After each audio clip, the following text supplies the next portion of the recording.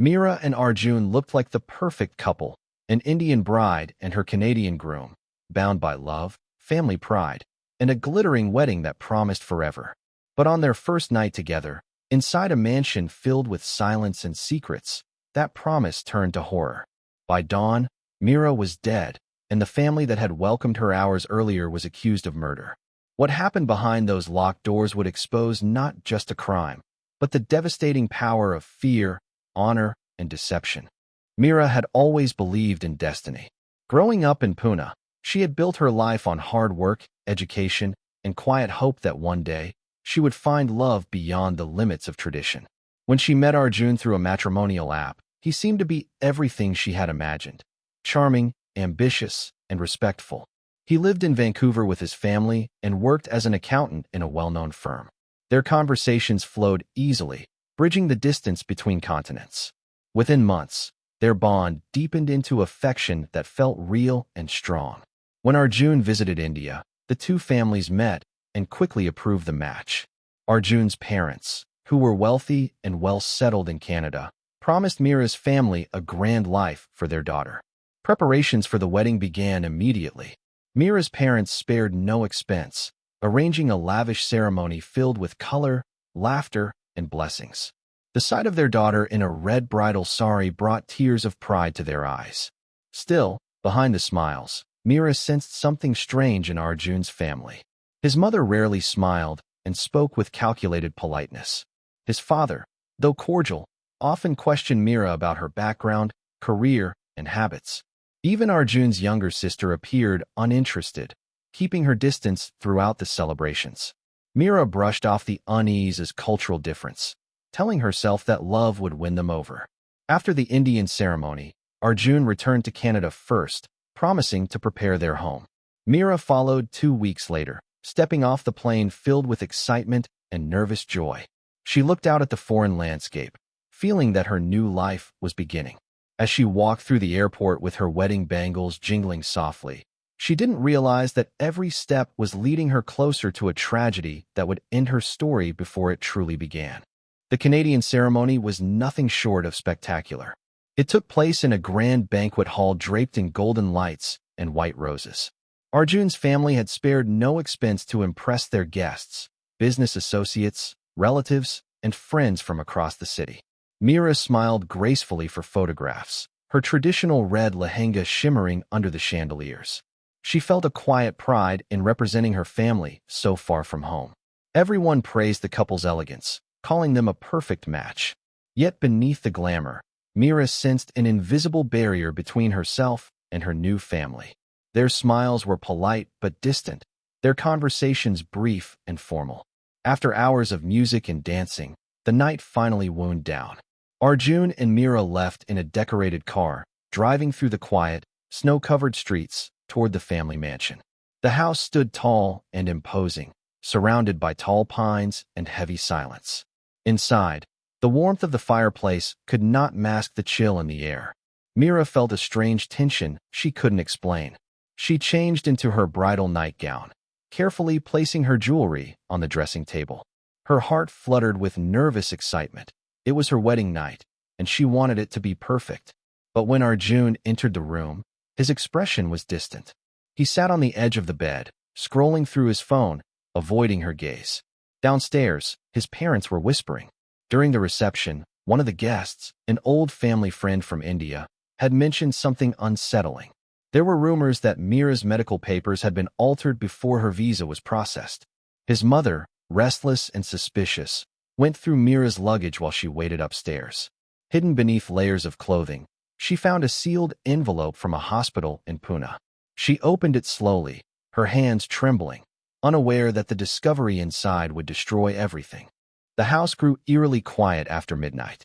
Arjun's mother sat at the dining table, clutching the medical papers she had just found. Her eyes scanned the words over and over, disbelief turning into fury. The letterhead from a Pune hospital was unmistakable, and at the bottom of the report, in bold, were 3 letters that froze her heart. HIV. She didn't stop to question whether it was true or false. To her, the meaning was clear. Meera had deceived them. In that single moment, every ounce of pride, status, and reputation the family valued more than anything seemed to crumble. She rushed to wake her husband and daughter, waving the papers like a weapon. Arjun's father was furious. He had built his life in Canada through hard work and sacrifice, and the thought that his new daughter-in-law might bring disgrace filled him with rage. Arjun sat silently in the corner, staring at the document. His hands shook, his mind blank. He couldn't process what he was reading, yet his mother's accusations filled the room like poison. The family gathered in the living room, whispering in panic about what to do. No one considered verifying the report or contacting Meera's doctor. Fear of shame and judgment consumed them completely. Arjun's father declared that the situation must never reach the community. His wife agreed, insisting that Meera had trapped their son into marriage for a Canadian visa. Upstairs, Meera felt uneasy. The house was too still, too cold. She thought she heard muffled voices, but assumed the family was simply tired after the wedding. When she finally decided to go downstairs, the moment her feet touched the last step, she felt the weight of their stares. The warmth from the evening before had vanished. What awaited her now was hatred, not family. Meera froze at the foot of the staircase, sensing that something was terribly wrong. The family she had just joined stood in a half-circle, their faces twisted with anger and disgust. In Arjun's mother's hand was the open hospital envelope, its papers fluttering as she shouted accusations that Meera could barely comprehend. Confusion filled Meera's mind. She tried to explain that there must be a mistake, but her words were drowned by the rising storm of voices around her. The calm, polite people she had known for months were gone, replaced by fury and fear. Arjun stood apart, silent, his head lowered. His mother accused Meera of betrayal, of bringing disease into their home. His father demanded to know why she had lied. Each accusation struck like a whip. Meera tried to reason with them, saying she had undergone medical tests before marriage and that her reports were confidential, not deceptive. But reason had no place in that room. The first blow came suddenly, a sharp slap that knocked Meera backward. Then another. Rage erupted like fire. The father struck her with his fists, his mother clawed at her arms, and the sister screamed insults as if possessed. Arjun remained frozen, watching the violence unfold but unable, or unwilling, to stop it. Meera's pleas turned to cries, her voice breaking as the assault intensified. Her bridal jewelry scattered across the floor, bangles shattering like glass. Minutes passed in chaos until Meera collapsed near the couch, her body trembling and weak. The fury around her continued until she no longer moved.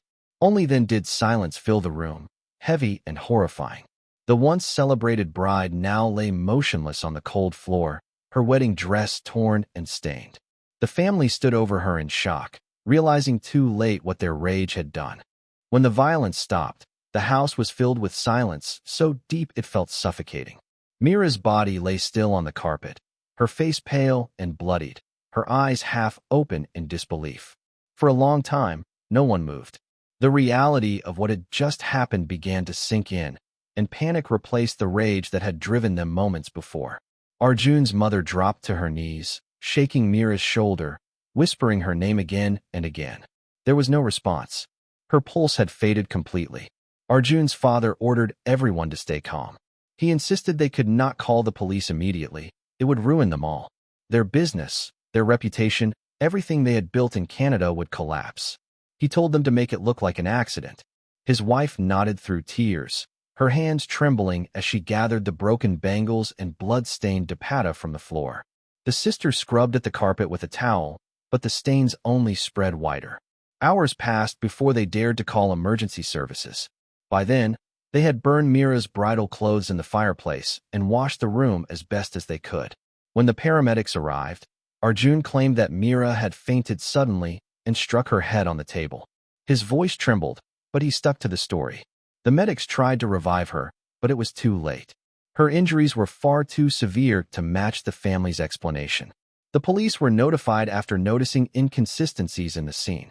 Dried blood under the rug, bruises on Meera's neck, and torn fabric suggested something far darker than an accident. By the next morning, the mansion was sealed off as a crime scene. The family's carefully built facade of wealth and respect had begun to crumble under the weight of their crime.